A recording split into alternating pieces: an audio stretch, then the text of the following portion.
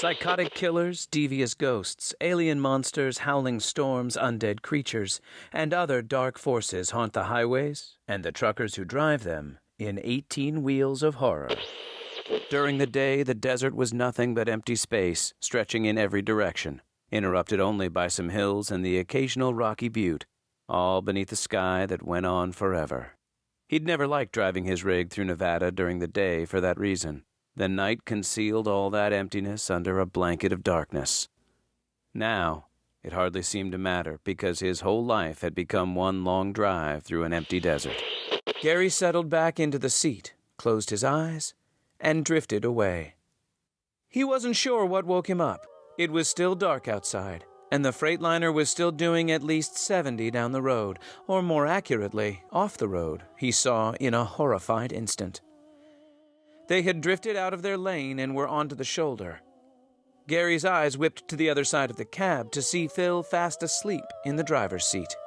He started to yell and jumped to grab the wheel, but then he froze when he looked past his partner's sleeping form and out the driver's side window of the truck. A woman floated there, outside in the night air and somehow pacing the speeding rig, black hair floating gently around her achingly gorgeous face in defiance of the rushing wind. Her mouth was open, and Gary knew in an instant that the strange sound was coming from her. Flippers pulsated and the creature slowly rotated to face us.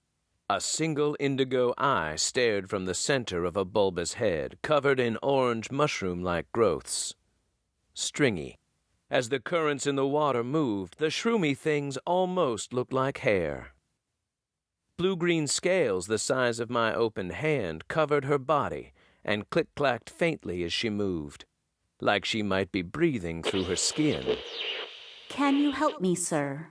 I require transit. Those men are after you? I'd love to help, but I can't go far. I'm at my limit for the night.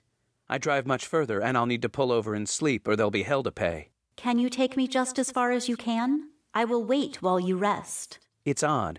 She doesn't move her lips or even open her mouth when she speaks.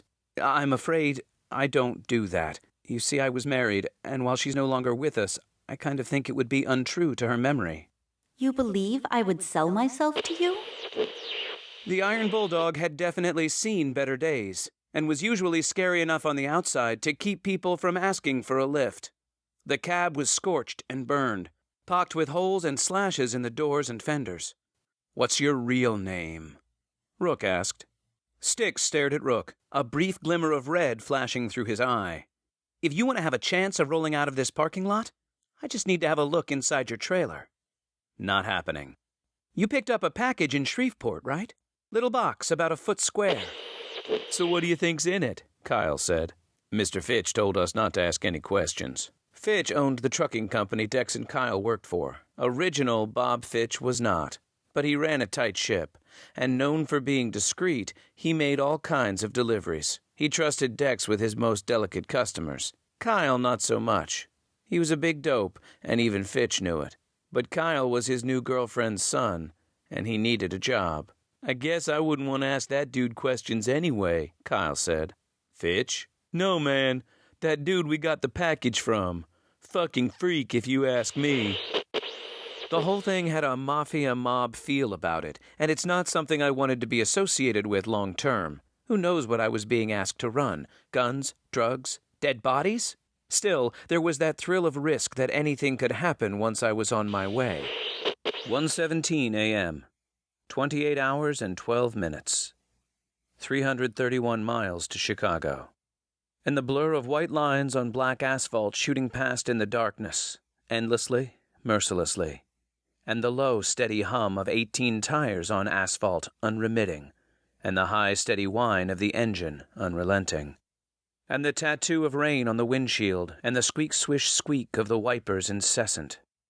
And the feel of the seat hard and painful against his back, and the air stale with the smell of sweat and nicotine. And the coffee in the extra-large thermos had gone cold hours ago, and the supply of pills was dwindling, and he'd been driving for 28 hours and 12 minutes, and it was still 331 miles to Chicago. So buckle up, and hit the road with 18 wheels of horror.